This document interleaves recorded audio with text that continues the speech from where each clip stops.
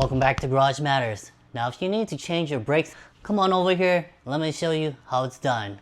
Now our test vehicle is going to be this 2017 Toyota 4Runner, and it's going to be a very similar process for all makes and models.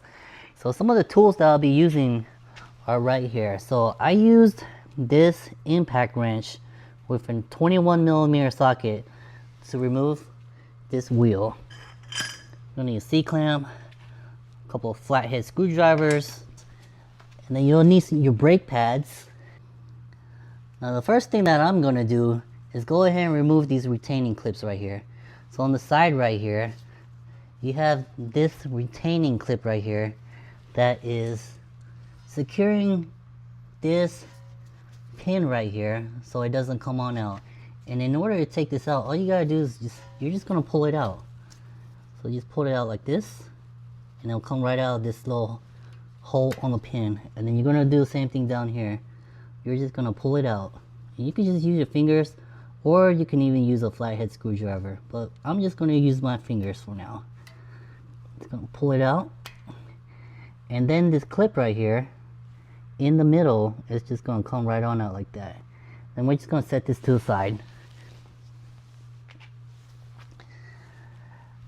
Next thing I want to do is just remove this pin up here. Most of the time, this pin is loose enough to where you can just kind of slide it out like this and pull it right on out. Then we'll set it to the side over here as well too.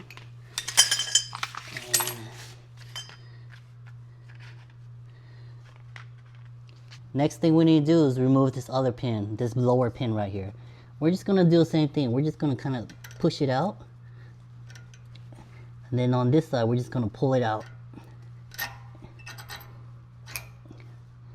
And set it to the side down here again. And then this other retaining clip down here, we need to remove this one as well too. And for this one, all you gotta do is just squeeze it together, and then it should come right on out. Just like that.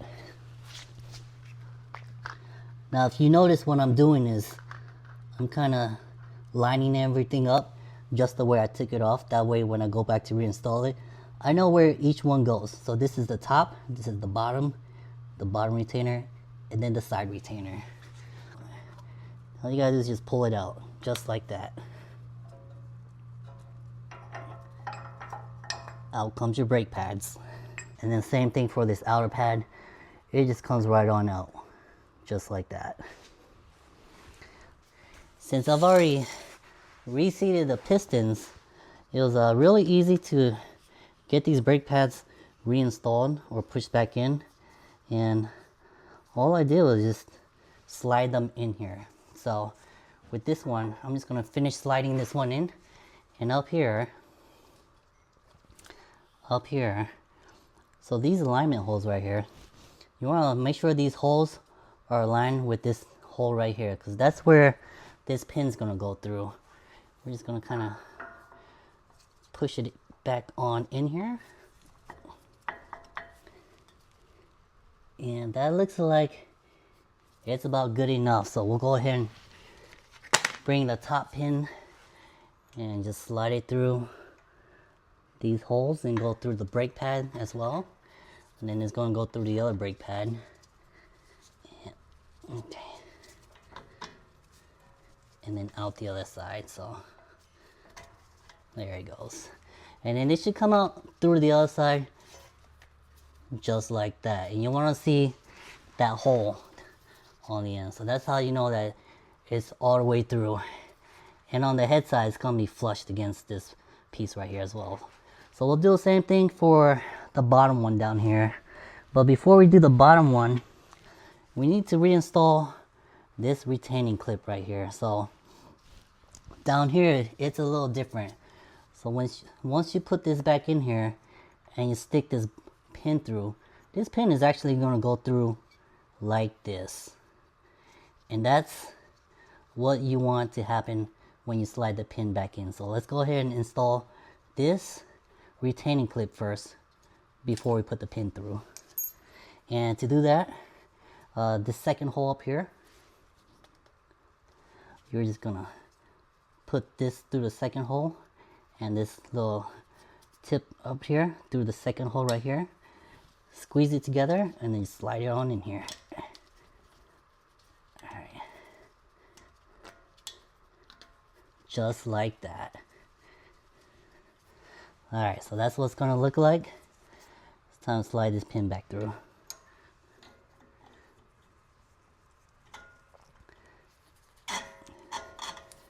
Alright, and you can see this pin going right through this retaining clip out through the other side.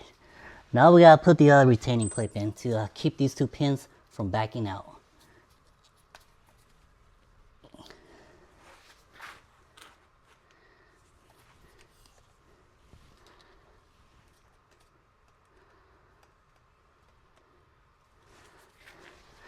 Now for the top one, I'm just gonna put this pin through the hole up here.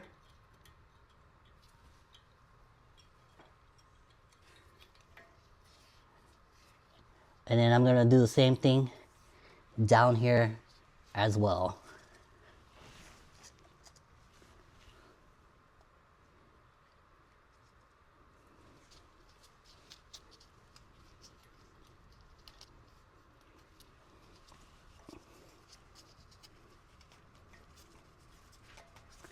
Now once these pins are through this hole right here, this middle piece right here, we are just gonna reinsert this metal piece back through this hole right here. Just like that. So we're gonna check the top pin, make sure that this retaining clip is through the hole. The middle is good right here, and then the bottom pin, this is good right here. Alright, so I'm gonna hop inside the vehicle and pump these brakes.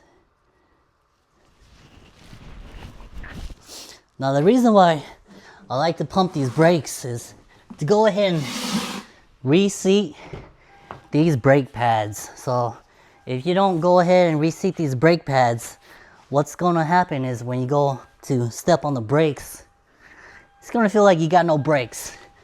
So we're gonna go ahead and seat them first. Reinstall the tire. Alright, now the first couple of pumps, it's gonna feel really mushy. The brake pedal is gonna go all the way to the floor. Now I like to pump my brakes at least 10 times. That might seem like it's excessive, but I want to make sure these brake pads are seated. That's what I'm gonna do. I'm gonna pump them 10 times.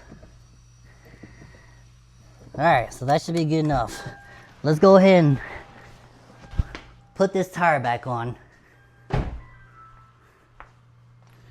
Now once the vehicle is back on the ground, even though you use the impact wrench to get these lug nuts tight on here, you always want to double check and torque these lug nuts.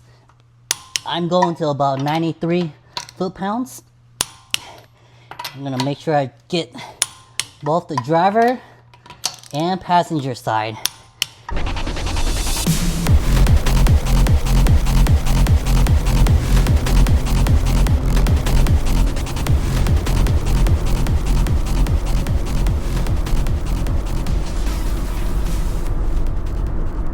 Now after that road test, everything works as advertised. Smooth braking from highway speeds and no squeaking from the brakes. And once again, these are things that you can do in your very own garage. And remember, join us next time on Garage Matters and hit that like and subscribe button.